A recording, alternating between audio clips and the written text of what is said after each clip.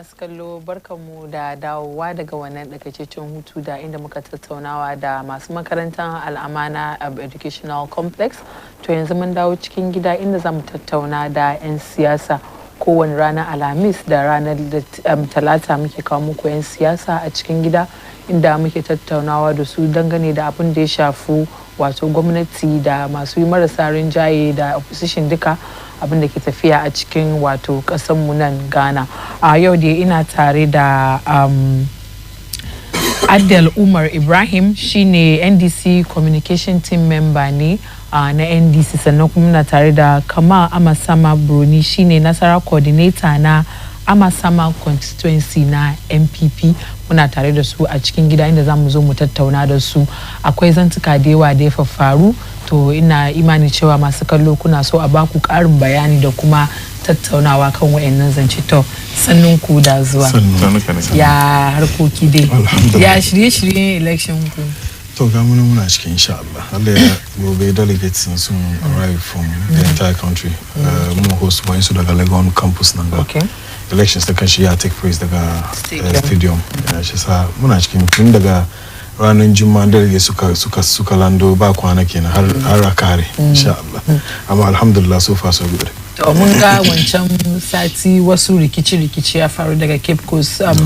This Saturday wani measures mataki kuka dauki kar irin wani abubuwan ya sake faruwa, kuma mutanen da ake zargin su da suka yi wannan tashin hankali an samu an kama wasu kudi har yanzu ana cikin neman su. Okay, ban da details on whether an yi any arrest as we speak so far, amma wannan ranar nan da Cape Coast personally I was there. Okay. In fact, at a point in time ni da shi commandant da ya lead Accra police delegation to Cape Coast, da ni da shi duka mun zama with two groups na Muhammad Suraj suna shi kenan, mun zama da two groups muka yi magana da su abinda ya kawo tashin hankalin nan, wayansu from Tamale sai wayansu kuma from Bono.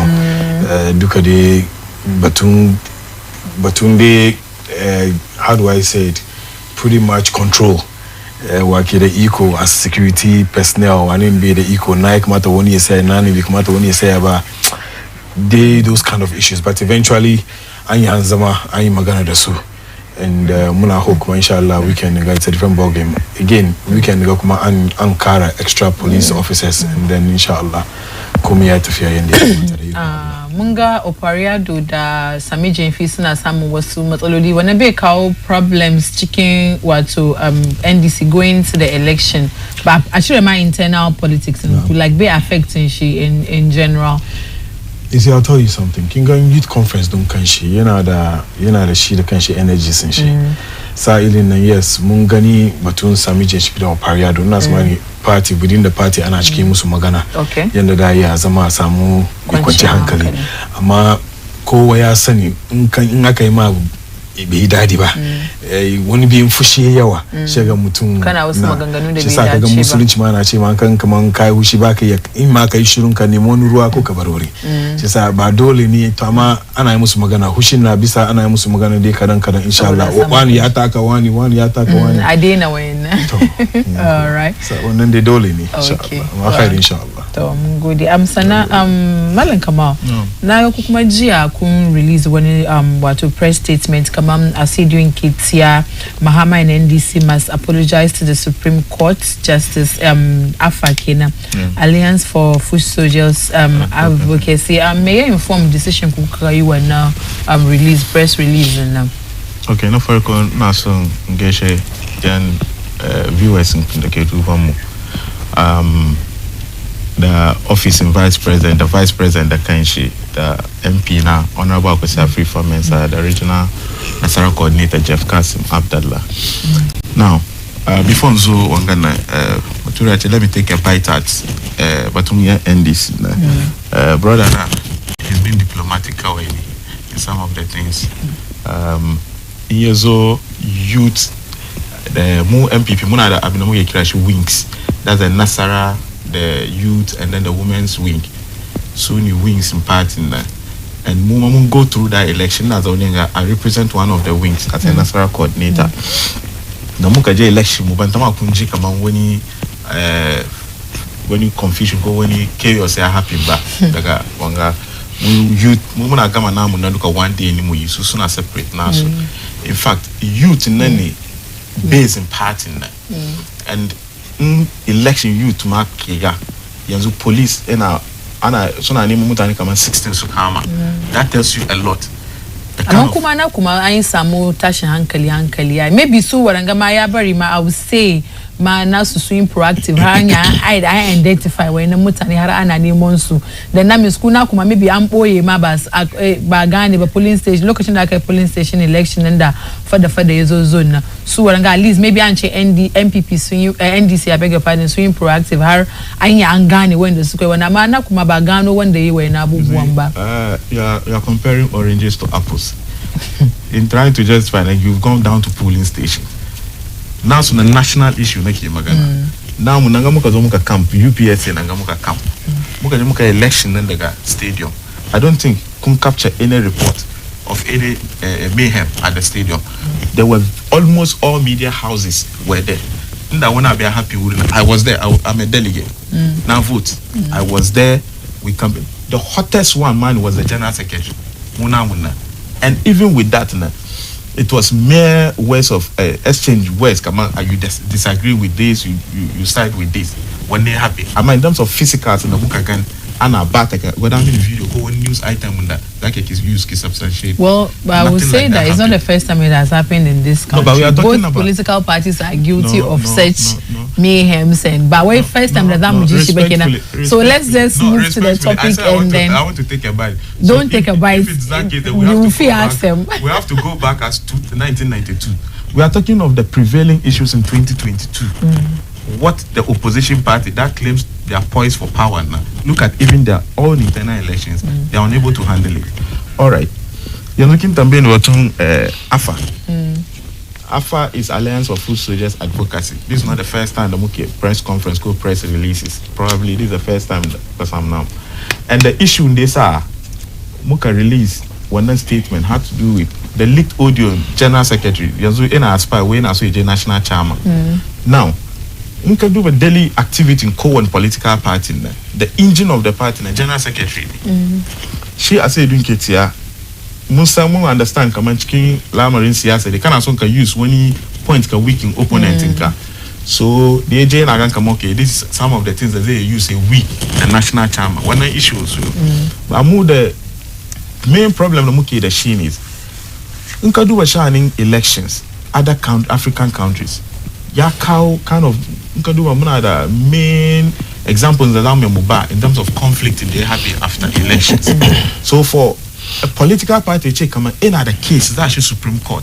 It means yaya kin shi da kyau. In the basis yaya da come no election ganda na jin na answer ta ne. Okay. Years down the line na sheko ka check come the DAZN man na I was able to even collect only 5 regions. Elections. The rest of it in the system now crash. But it doesn't matter. Call one constituency, one whatever. I think we can still make a case with it. So Kinga, I was former election and research officer before Nigeria Nasara coordinator. Okay. Good. In Canada, elections maybe about 6 million issues.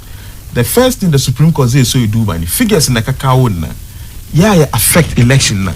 Kama kana ikache kon one region na aka duba kama figures na affect election na one day they can use it. Among unko ambaka judgment ma it changes nothing. One na anga kama baka the case. Shoka je court kuka bata lokacin Ghanaians. Kuka je kuka argument star witness na yau ezo da zani na ma sheban the evidence to the extent lawyer and the maze represent mu na da muka present me on evidence when mu je mu neme lawyer da ba don wanga case muka je da shi court ba mu wi shi da kanshi ke fadiwa. So the next plan being the suka decide then they need to now force electoral commission to use figures also.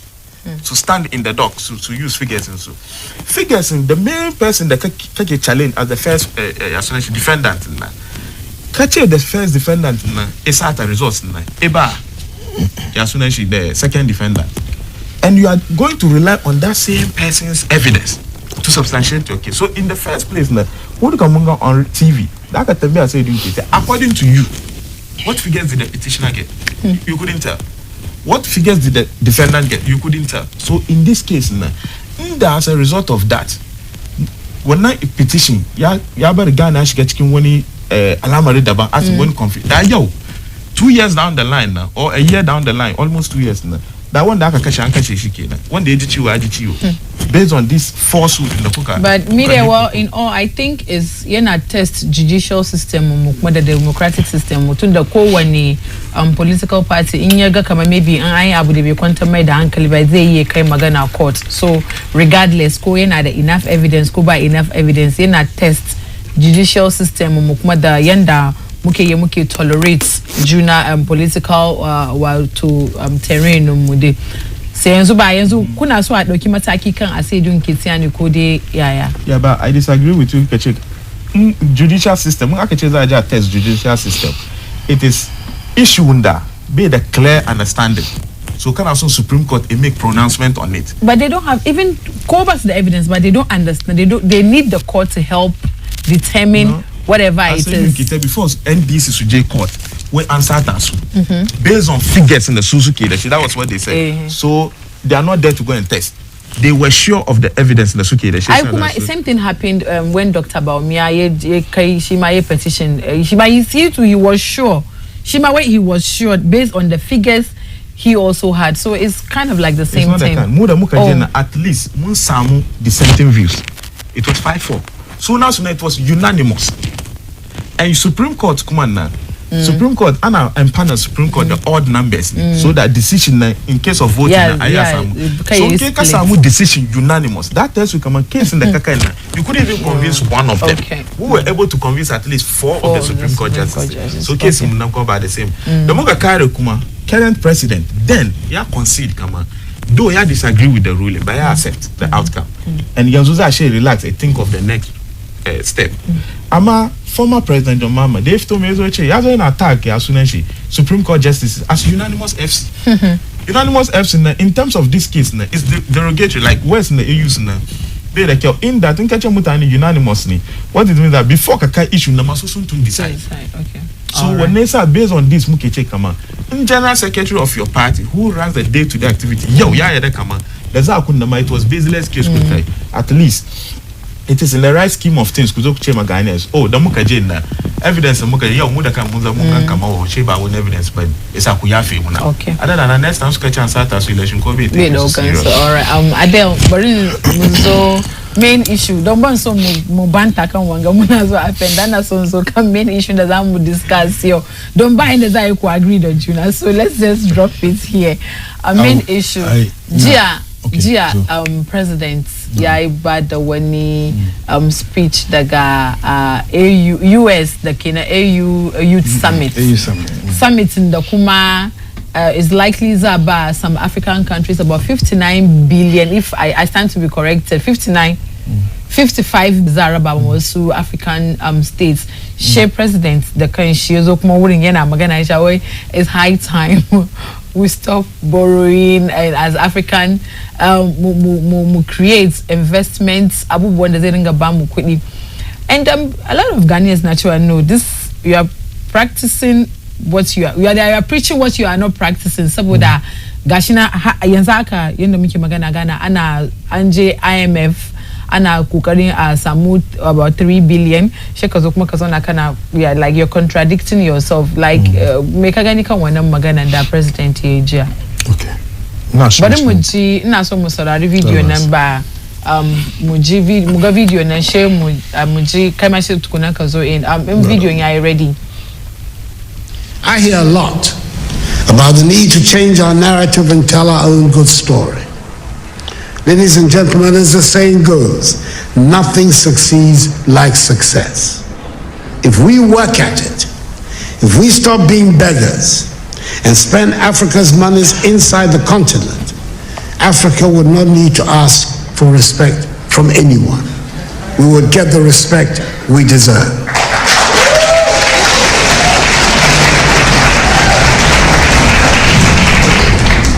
Over 30 years ago, one of America's most prestigious Ivy League universities offered a course in Mandarin, which for years had virtually no takers. Today, there is standing room only. And it is not because the course is any easier. it is because the position of China has changed. 30 years ago, 20 years ago, China was nowhere near where it is today. China does not ask for anyone for respect. Kundeji abunda shugaban kasa yace a wannan summit da aka yi daga USA kenan kuma wannan summit kuma it's that back some African countries about $55 billion kuma kaje kana wanga magana daga wurin like what does this say of you? Sis ina so ni farkon da na fara ban isar da gaisuwa ba nake yin koda ma sai sabarin gaida baban mu duka baban mu Sheikh No Sharubutu da safin ganna gaida shi Allah ya kare kiyaye shi sai nan na gaida babana Haji Umar Sheikh Umar Ibrahim shi ma Allah ya kare kiyaye shi irin kokarin da suka yi mu mutanen Ghana muna roƙon Allah har wa yau muna bukatun rakiya Allah ya bar mu tare da su zuwa gaba. The former president, the sitting president, Dr. Bawumia dukan su baki da muna gaida kowa. Na shiga cikin wurin nan ba amma kamin shiga wurin bari in touch a little bit on maganan da ya fadi da zo. Kingdom, no, it's important. Yeah. Okay. Muna educate mutane na so gane ko sai kuma ta understand. No problem. Kingdom na farko muka je NDC aside, the electoral commissioner da kanta ta announce 3 figures. Okay. Na farko ya zo, na biyu ya zo, na uku ya zo, sannan final declaration muka samu. That alone is a problem. Kaya ka ignore wannan, it's not a problem. But I'm saying that this is a referee in the Ekmata announcement of results. But I'm taba samu in the history of this country. Musa Mafarijan, 3 results, one chicken. Until she came out with the final figure. So of course that election we knew there were problems. Again, this is a political party in the kid, almost 160 something seats in parliament, who lost 37. It has never happened like that before. That's my king go. Yeah. So the figures in the Mumukache from the beginning that we had them, these are figures that we had on yam phones. Go? You know the yam phones? But you know when you're going to court, you have to present pink sheet, actual pink sheet. You can't go to court with the figures that you have received on yam phones. It's not possible. So there are certain details, of course, that cannot be put out there. But in any case, ITA electoral commissioner, in the Tasman referee, but the young the consamba with a pink sheet, she's a kuka J court. Then that means what the AFA is claiming is true. Come on, waste time time. The Kimber land. Kingazu court. But no, he's just. My brother, when you were speaking, I was sitting here. I gave you respect. You clear the air. Please clear the air. I beg you, please. Please clear. Uba Juna Girma. That's my Kinganiko. So now the issue is that electoral commissioner Nando Nkanta, who is supposed to be the referee in the game, the chicken court. Afarijan Munta was a court. Look at Chinsu. Afarijan Bizaz Machin Kujara men course examination ba. Bizama. Yes. She said dole ne abartazama. Mesa aka protect into ba abartazama uri. For what reason? Mesa da muka request kaman wannan machines nan da aka doki aka yi da elections na results na cikin baya kara domin kamin a fara agents mu na nan suna nan mu duka mun san how the machine works. Me yasa da muka request kuma kawo wayannan machines nan a duba abin da cike aka hana. Hana wannan me kana so kai gaskiya shi ka hana. Ba shi sa haje wannan it's smooth. Everybody knows that 2020 elections, even though today you have the presidency, you lost. Today you are fighting for one seat. Domingo Samu clear majority after all the free SHS, after all the minini and cow planting for food. So let's enter into the main topic. But the issue of His Excellency the President.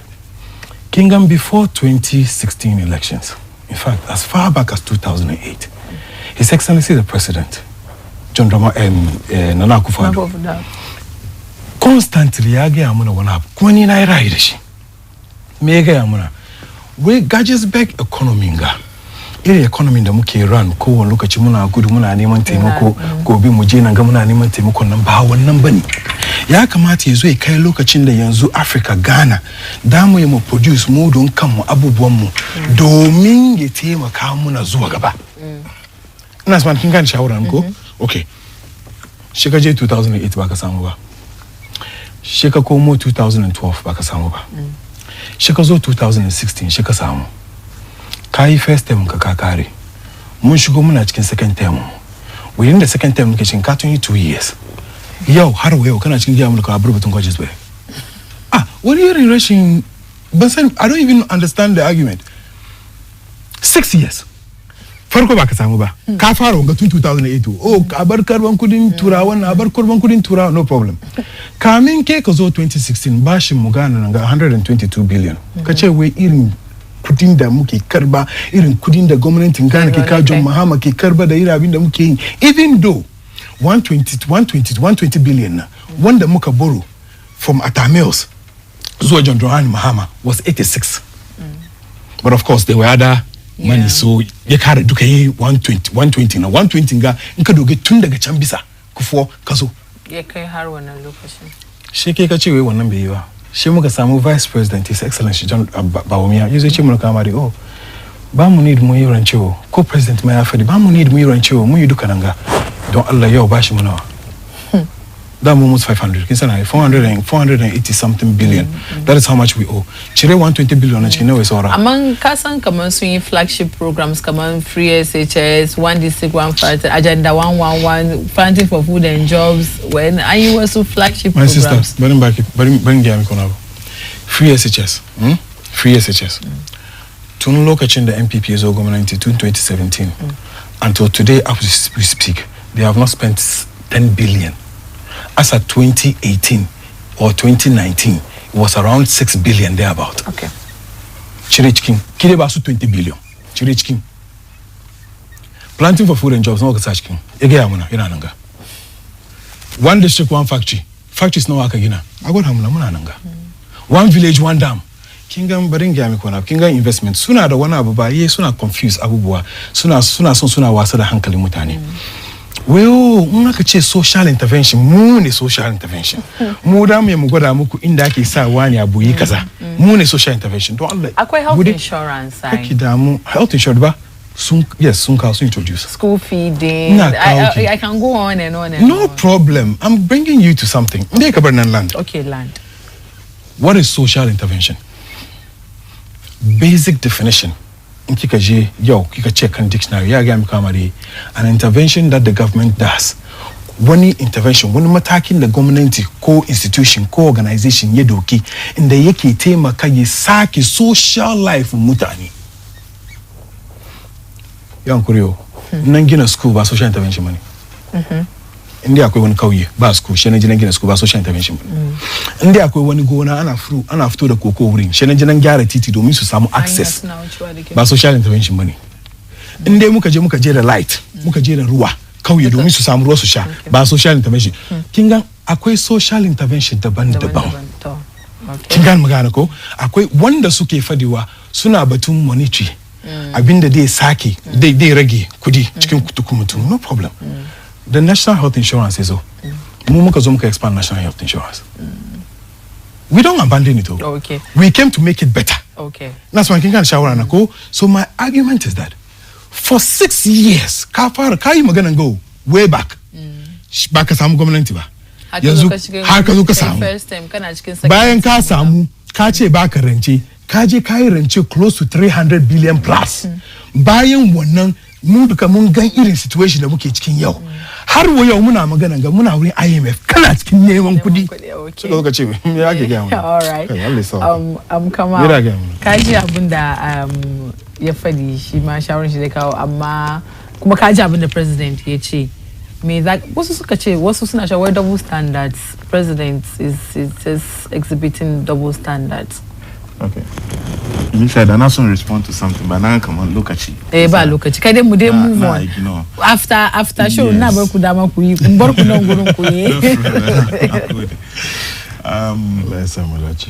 I think fortunately the newspaper headline cool we stop begging, let's make Africa great. All right, the word is stop begging. Young agree me that was on a carbi loan at least maybe going for loan is not begging but bank na zaka shiga carbi loan and you just go and beg young agree na nema loan ade ba ka katashi kauce. So that is where they get confused. When you go in for IMF programs or you go in for foreign loans, it is something you are going to repay. You pay. So where lies the begging? The context in which the president is talking, Read the story. I read it before coming. But like we listened to what he said, so we can't even, because Musa Kama journalists, they can twist things. Good. And he says when we stop begging, we'll gain the respect. That is what I'm telling you. Come on, going in for loan. The argument that you look at, it has to do with loan facilities, so which Ghana government pays from what the Nkume can be. But wait, okay, but let me just come in. This is a government that has advocated for Ghana Beyond Aid from day one. Okay, don't actually before coming, because there was I seen actually Munji Maganganu, the president, the vice president, go yet the so I expect this government should have an idea of abunda zamu da zai kawo mana kudade cikin garin mu da ba zai bari mu je mu karbi wayannan loans ba. That's one. And then fine, kuka shigo yanzu. Kuka ce IMF is a no.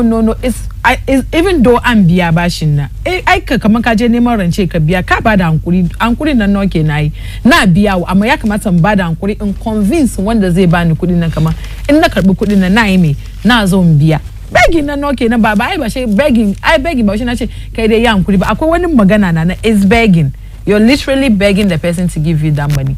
So I was expecting this government before they even come on, they want to go power because they have an idea. Abu Bondazami Musamu mu generate when the internal funds and the busy body muje IMF call loan mabani. Okay, I tell man is not begging back. So what went wrong? You see, unless Nazo, you are confusing me with the topics on board. I'm not confused. It's the same thing. No, you introduce Ghana Beyond Aid, which is not a topic we are discussing, but not helping you out with that. How is that? But it's the topic of what it's under what the president said. It's Beyond Aid. That means we don't need to go and ask for loans. The president never mentioned Ghana Beyond Aid is already an agenda the president then I espouse. So is it not? But is it not part of the president's policy? Is it not his vision? Come on, it's the same thing. He's saying that we shouldn't go and beg. Go by the same thing, Benny. You are seriously confused. I'm not confusing you, unless you don't want to understand what I'm talking about. I've been going for radio programs and TV programs now. I need to respond to issue on board. And the issue is I've been dating the US African Summit here. Bakaba. And Kuka played and Ghana, you can play it again so that I'll proceed from there. Where he says, come on, if Africa stops begging, it will what? It will portray a good image of Africa. The key word is begging. That is relying on aid and the like. Now, one that is different from loan facility. There is some chance he would only do what on the IMF loans, loans like. And I want to ask you, when Gary economy shape America, just mention one country. The biggest economy in the world is America. America is the highest country, the only country that owe the highest debt. As far as the truth is, even Saudi Arabia could do it. So what is this? Now what is that? No, America. Fine, so can we No, King Akina, you are twisting. The more I go, then you twist the issue. I'm not twisting. Maybe you've made up your mind. You don't want to understand. The issue is President Yache come out very begging, and it is double standard. Yeah. And he wanted to justify, come on, loan debt. President has to add to the loan back about. Yeah. And I'm saying that this is totally different from the issue on board. The issue on board has to do with begging in house. I'm begging you. I want to take this thing. It doesn't come with conditionality. Once I give it to you, there's no term of repayment. That is begging, which is totally different from loan. My loan that I can beg back free, but I'm loan that I can beg for free. And I can just equally walk to any bank, go and beg for loan and go out. I don't have to pay. Because you have to pay, and that is one, they will look at your collateral, your ability to repay. That is not begging. You can't use that to justify begging. Yes, we agree that when we came, we added to the Yasunanshi debt stock. We agree to that. Aren't we going to pay? We'll pay. But when it comes to over-reliance that, okay, I don't have it, so I'm highly dependent on foreign donors to come and assist me in terms of budgetary wanga. If you had even gone there, I would have agreed. Domin Africa, Ghana, for instance, budget almost about 60% comes from the donor funding. So it means plans and programs that can arrange for that year that gets distorted. That I agree. So you see the tangent and he veered off totally.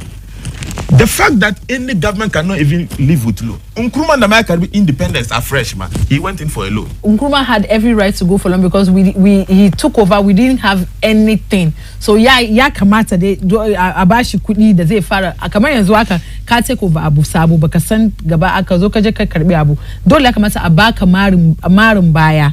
You need that support to even start. So let's leave where you driving your basis from. That once you are handed over, now you need to go and get the loan. It was a fresh start. Nkrumah's was a fresh start. But Nkrumah was left with £50 million. Yeah, British left. Yes, and then he had a lot of things to do. And that time, and he did, and we saw. If you say a lot of things, now you can never finish development. Even America is still developing. Yeah, but Nkrumah developed, and we've seen anywhere still seeing it. So I'm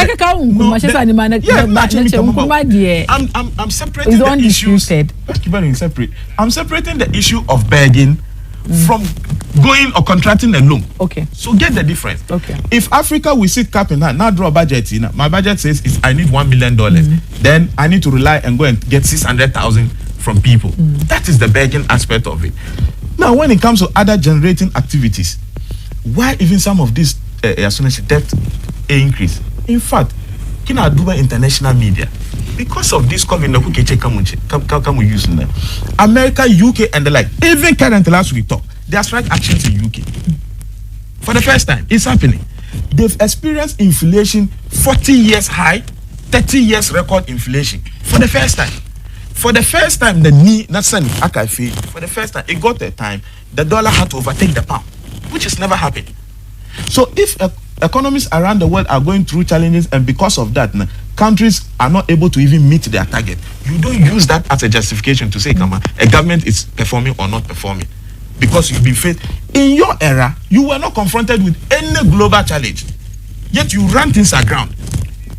But you get it. So if the president is and when you look at this way, one district, one factory, no, okay, it clearly tells come and be a follow media space. Then I follow media space. The president has moved from one region to another to commission a lot of the factories. And in fact, if it were to be part of the topic, I would have brought some of the list here. Unfortunately, I'm handicapped because my son is part of our discussion. So when you come to throw tantrums, come on, president has not done anything. One district, one factory is not done. Free SHS. Kuma, there's no social intervention. That reminds me. But well, let me chip in a little bit. There's no social intervention. To make his case nice, he confused himself with what we call basic amenities from social intervention. Basic amenities, water, electricity, school. These are basic amenities. But roads? I'm coming. Roads in some instances cannot be considered as basic because road is very expensive. So you try to do it. So it's not, but it's also a social intervention, or is it? No. It's not social intervention because Magana. I was just quite looking at him because I was expecting Commander he mentioned that NDC social intervention, but I ended up saying that the Mukazo health insurance. Show yours, tell the viewers. But that is where I'll have a problem with you because Kaga political parties so far. No. I will let you go back to what political parties. You guys fail to like kuchiga about the Aikin Juna, and then you shake na blame game. But at least he's admitted that fine, health insurance is an MPP's program, but Sunzo's also improving. So I don't see anything wrong if he's saying, come on, so improve. Abunda so improve. But the health insurance kun collapse, and so it's like duka kuna help. No, because you don't get the drift in the neck it come from. Okay. The drift is that he's seeking to downplay the debt in the president is accumulate. But that means the economy wasn't managed well. Rather it drew his attention, come on, me. There are social intervention programs in the president in the institute to kind of understanding clear to justify come on, some of the loans go into some of these social and he try come in and say downplay. Come on, just come on when I'm commanding Carvillo Nanzanchi, there's no impact. It got a social intervention to scale. However, I can say social intervention. Social intervention, I've been a cut across, a help. What in the Kikasa, that is the kind of poverty line that they can also assess what the rich can equally assess. That is why you introduce social intervention. So you even see capitalist countries introducing social intervention. as a party, we are capitalist oriented. So they are socialists. Okay. However, he's unable to even mention one of their own social intervention program. You have to now come and rely on capitalist socialist intervention program, a social intervention program, sorry, to defend your case. Now, some of these issues in the granted, 20 billion for free SHS. Free SHS is about the biggest social intervention program. Apart from time that now Nkrumah is introduced for the northern sector, this Lampo kind of Wanga. Now Nkrumah is targeted to a certain group. Wanga is across the country. The poor, the middle class, the rich are all having access to it. So you don't come on air and seek to downplay all that we've done. Boils down to nothing. So please, the topic on board is begging. It's different from loans. Next time when you want to use that to whip the president, remember that as for loan, America even goes to contract loan. But America, their citizens, they benefit from all those loans that the government gets. Unlike us, we rather like have to seek to pay. What's it called? E-levy. And debt exchange program that is why you need a Kudinana bank as well. The government wants to use it without my consent. I'm just going here. I'm putting my hand on it. So we don't see all those things in America and UK or whatever. Even though their governments go to Saudi and other countries for loans, they benefit a lot. COVID, we had money. They gave us money for COVID. And you were in this country, you didn't see what the COVID money was used for? Actually, I'm coming to tell you what the COVID money was. Hot meals, I didn't benefit from the hot meal. I don't even want it anyway. And that was like a Rua. I can say we pay what a light bill, the water bill. People paid for it afterwards. So let me just move to the next. Let me just move to Adele. Me, I've already responded. Don't respond to him. So I'm giving you 2 minutes to respond. Okay. I've responded. So 2 minutes. I understand the difficulty. Aid, begging, no begging, loans, borrowing. There's a basic principle. The basic principle, Shinimi, His Excellency I indicate, Kamen Nafaridazo, even before he came to power, that he does not believe in borrowing. That is one. Two, Yankuri, don't Allah. Oh, let me. Why? The president said, Akwekudi Garing, they need Muiranche, Sikao Kruma. We can use our money to develop ourselves. So he doesn't believe in borrowing. Baumia indicated that even in a sweeter language. And then the president said we are going to move from what? From what? From borrowing to what? Borrowing to sustainable production economy. Okay. Taxation to production. So now, my argument is this. How then do you come into power? It's a basic system. It's a basic thing. How then do you come and inherit a country that owed 120 billion? Kachewe wanam kudin now. I'm misusing she, I'm batashi. Sheke kazoka boro yonzumuna almost 500 billion, which is 300 billion plus. Sheke chewe naka na Kamal ba yakamata Kamal ba yakamata nazwa. No, I'm coming. No, if the topic is about come on. You let me just moderate. After the show, I said I'll give you people here. I'll give you 1 hour to banter among each other. Adele in Ajinka. Okay, when the president where and the baraba gudaba she akachi where and the baraba gudaba no we check dictionary but umbara mumu ke to Adele you just go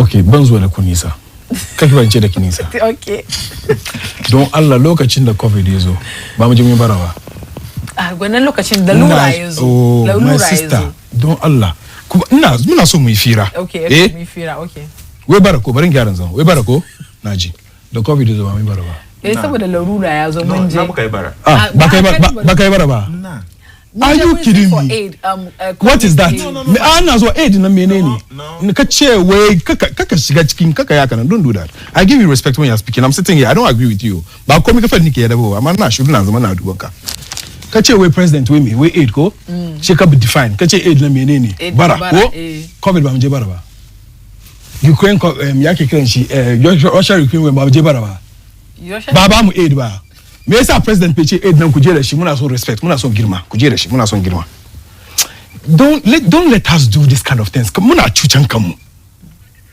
in dai kana son kai magana ko da bari ko da na fi son ki bashi kujera yazo ya zama da shan mu fira fira shine na after show nan ba ni da end show na barku na kawo muku ruwa da balls barin jiki da ki tambaye magana begging nan mu na ji barin jiki barin jiki begging World Bank ya ba mu kudi when it was a loan not we didn't go to beg what are you talking about kamar mun ba da kudi kamar wanga gaskiya covid ya kama ku ya hankuri ku taimaka muna wannan ku ba mu biya kaza aha wannan an kayan it wasn't only that benefited from that that grant. You are not listening to what I'm saying. That are you telling me kudaden da aka ba mu nan all of them during the covid during the Russia Ukraine I'll go to my phone right now all of them were loans. It was aid. It wasn't only Ghana that benefited. I'm not disputing. So but Nanado is not talking about only Ghana. Nanado, way Africa. And so Africa, a lot of African countries benefited from that COVID funding and that about buying. She's generalizing. Yakamata African countries muiko kari mufara production mudena bara. Naji. Shenanche mikiba. Mugana gura mukinyo. Shenanche mikiba. Shiwe abar wannan a bar yin wayannan abubuwa ko mu bar zuwa muna bara hankuri muna bara gobe ya ba mu kaza jibi ya ba mu kaza da sauransu mu bari ko shi ni na baka example kamar yanda yake batun Africa mu duka mu baringa lokacin da muka zo muka samu masala muna neman kudi baran gano an ba mu kudade mun je mun neme aka ba Africa duka baki daya wannan lokacin me yasa bai ci kuma da shi ba shine ne ma nace maka wannan lokacin duniya duka an samu matsala shine aka zo na aka duba kaman ya kamata a taimaka a tallafa wa mutane saboda komin sai tafi daidai yasa it was a unanimous decision da aka dauki ba shi ma an ji an tambaya ba suna ya kamar yanzu zan use as an example kamar yanzu wani na kana ga makocinka kana ga kamar yana fuskantar wani matsala lalura kuma kana da in a position ka taimaka mishi ai ba shi ka jira ya zo ya tambaye ka ba in dai ka iya wani na nan gaskiya tambaya na mai nauyi shi na ga kamar gaskiya wani kaza in na taimaka mishi gaskiya it will come a long way bari in taimaka mishi in bashi wannan so I think that was what happened with the COVID issue ba wanda ya je tambaya amma an zauna aka ga kamar ya kamata a taimaka ma economies because abubuwan da ya faru problems matsaloli ya faru da yawa ya kamata a taimaka musu da wani kuɗi da wasu abubuwan da zai tallafa and it wasn't only Ghana aka ba kuɗi even some European countries ma sun benefit cikin wannan COVID ba wai mun bude phone lines a daidai wannan lokaci masu kallo za ku iya kiran mu akan 0536 830110 da 0555798020 an kuka kira ku rage volume TV set sun ku saboda mu samu mujijuna dan Allah banda zagi a just straight to the point. Hello, assalamu alaikum. Wa alaikum salam, kun lafiya bayana TV. Lafiya, ran kuri sunanka da inda kake kira? Sunana Ibrahim daga Okankwe North. Okay, muna jin ka. Na farko barin ga da mai gida na former national chairman Mr. Freddy Ama West Mewuble. Okay. National chairman da ya kawo mu power kenan. First and second term. My sister. Kinga kaman aka ce borrowing, the begging. There is two different ways over there. Da bature they call the word borrowing, yeah, is begging. When today you go to the bank and you say you are seeking for a loan, you are not coming to beg them to give you the money. You are coming to do business with them. There's two different things, the borrowing and the begging.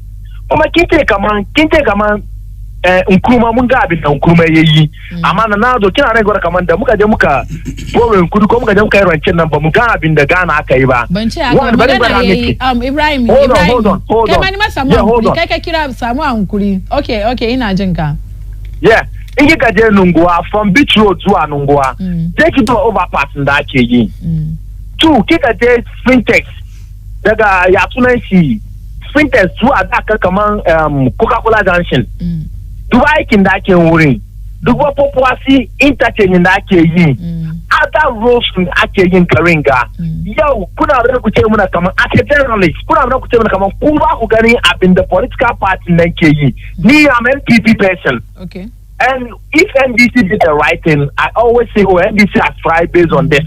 But the fact that the issue in Kukuda Malam Fari is trying to underrate the president. And if you, Malam Fari, you have the president in your house as a father or an uncle, you're very happy.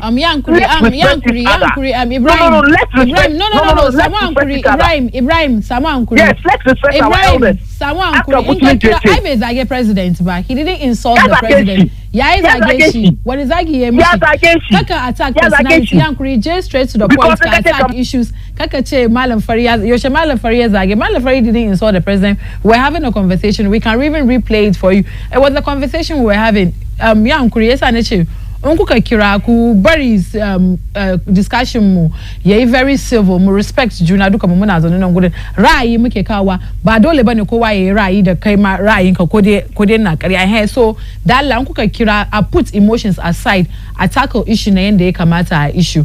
Hello, salam alaikum. Wa alaikum salam wa rahmatullahi barakatuh. I'm Chairman Kolafia.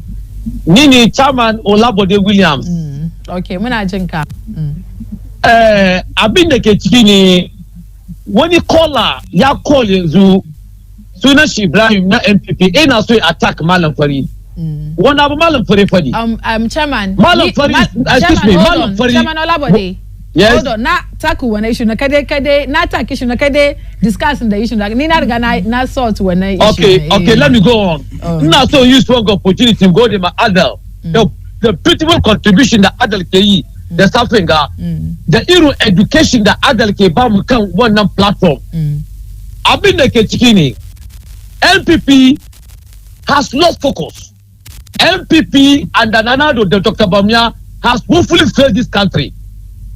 What are they telling us in this country? Inflation today is 50.something%. Today, go to the markets. Katambaya bin the Ketafia and Gamaka. Today, the people shouldn't have the gas and come and then stand up to the NBC. Dollar now, CDI stable against the dollar. Even though I claim dollar I'm going to go to the market and ask the people, they will tell you how they are suffering. But CDI stable. So they should stop telling lies. Today, Ghanaians have suffered and are suffering under MPP. So when we are talking, prices are dropping. Because Akufo-Addo, Dr. Bamia, to fail Katangana. They told lies about okay, mungo de. But Chairman, we still come. Ama CDI stabilize. Kuma fuel prices na drop. Kada. Bari Adel kinda interrupting. Kana pick phone line. Says akade barika. In conclusion. I'm saying that yes, we're talking aid and we're talking borrowing. I was trying to actually shouldn't I try and pull some information for you? In fact, in most terms, when it comes to aid, I'm baka. Misali, no, you're Nanchi Bank. Na name loan, couldn't you ranche? Akwe rate in the Rabani. Okay. Could I didn't bamu in terms of aid they give it to us at a very it's come on, I'm back at Kyoto. But they will give it to you at a price that is reasonable for you to be able to give back. So whether the president used the word aid, and I'm saying aid in itself, the word aid in Bako and aid ake back a free bontoba. Duba inda aid anaba. Look at Ching President Kufuor. The yezo, and he went for HEPIC. Why do we go for HEPIC? To get all those monies cleared. Some of the ones that we owed cleared. Even some of the aid given to us cleared. So Nkeche Kama the President Yachiwe we should stop begging for aid. And aid is basically free money. There is no free money. There is only discounted money. World Bank pay back a 2 billion free. Yeah, pay back a 500 million free. And the interest rate now 8% in the year, come 1%. It is aid, but you will still pay. Okay. All right. So I don't know where the argument is coming from. You can check. I don't know. There's a difference between begging and borrowing. So when you let's just accept it. No, we all agree. Definition of begging and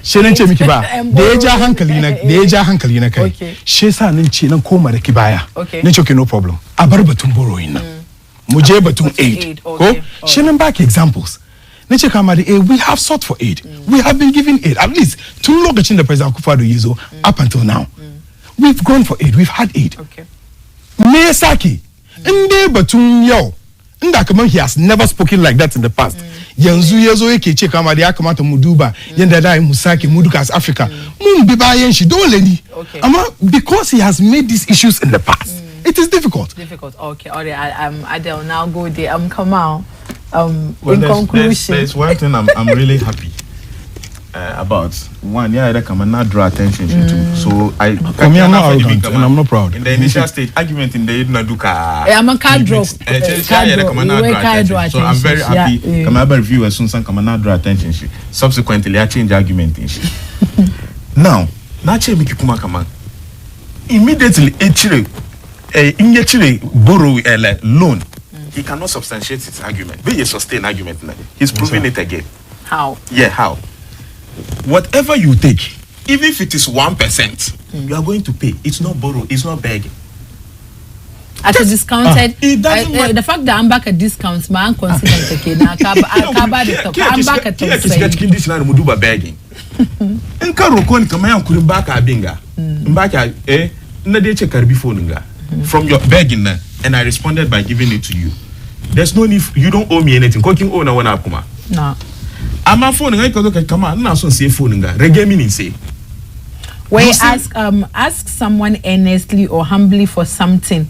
Ask for food or money as charity. So like tambe abu mutun. I even like the word charity. Charity. Kinji discounted within that. But charity. No, kinji discounted I would kind of say some discounts are like charity. No, kinji discounted within. So I want you to know that any money you go for, even if they give it to you at 0.1, it's not free. Okay. It's been discounted doesn't mean you will not pay back. In fact, you pay the principal. And the discount in DKC in this case, it's even something the person has added for you to pay. How do you tag that as begging? So I told him, come on, because from the onset, they get the difference between borrowing and begging number. He's just be following one line. And the Chemuka contract. So I when they have to understand, come on. And I'm happy that Ibrahim Kuma Ekira, he may mention some of these things because come on, the topic on board and then also other things that come on board. Other than that, some of the loans we contracted, I'm a someone enough to. Go and look at the 5 lane we are doing. It's about the biggest. It will be the biggest one completed in Africa. But initially, you had a problem with the NDC party, roads, but now you're also doing the same thing. I don't get the point. Oh, when you were campaigning, roads, look at the circle Dubai circle Dubai road government and guys exactly. Oh no, you guys were saying you can't like why it was something that was said. Mention one person that can respond because you guys there is the MPP. Yeah, mention one MPP person who downplayed it. Our issue had to do with the cost. Issue had to do with the cost Nosuke assigned, and it's proven. The same amount in Nosuke is 240 million euros. President Nanado used that for 4 interchanges. So we had issue with who have problem with me. One of the things in that I check the former president Yaku Kari Kutuka is one of the best airports in the use in travel. Just that it's small compared to the money the one in terms of the size. That's why I check point in the is generic. Our issue is cost, not the project. Okay. We use the same amount we for interchanges. Project amount they use nanga for terminal 3 what else you use in Kaga airport in terms of Yasunashi. Okay. All right. You even have up to M, which is more than. So in this case, one area Karukudi, the Chimber Hall. For instance, I'm back $1 million. The Chimber Hall. When they use that same $1 million, it's taking a 6-bedroom. I'm sorry to interrupt you, but I'm not so you carry my the amount and the project and the outcome. She can difference now. All right, Kagamai. Well, before Ngama, then. Still. 1 minute, just 1 minute. 1 minute, engage. Okay. I can't guess what is like a far. I want to guess what Kuma.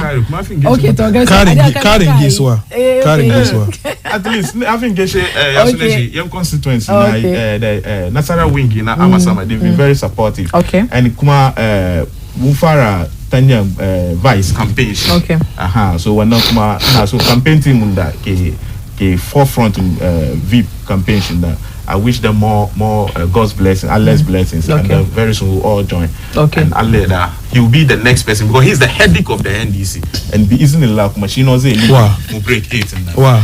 Dr. Baumia. To Allah soka.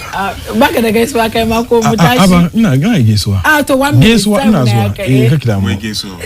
Kaka mu ya rabi. Guess wa na zuwa ga dukkan mutane mu baki daya. Constituency na East Waso. Tun daga MP zuwa last person within the constituency muna gida kowa. Okay. Kuma ina tsammani muna da election weekend dinga. Muna isar da gaisuwa zuwa ga aspirants nan da delegates duka baki daya. Muna so mu je election ga mu kare insha Allah da kwanciyar hankali a gyara gida. Ina tsammani election ga ya zama wani da interesting yayi yawa domin kowa na gan kaman ba da dadewa ba da mu zo gwamnati kowa na so ya shiga cikin wani. Okay. Kisa the enthusiasm na is very very high. Na tuna wani lokacin baki ba mu mantawa lokacin al'umma mun samu mutane kamar 18 suka contest when the interest is high. Allah ya sa mu dace, Allah ya babu tare.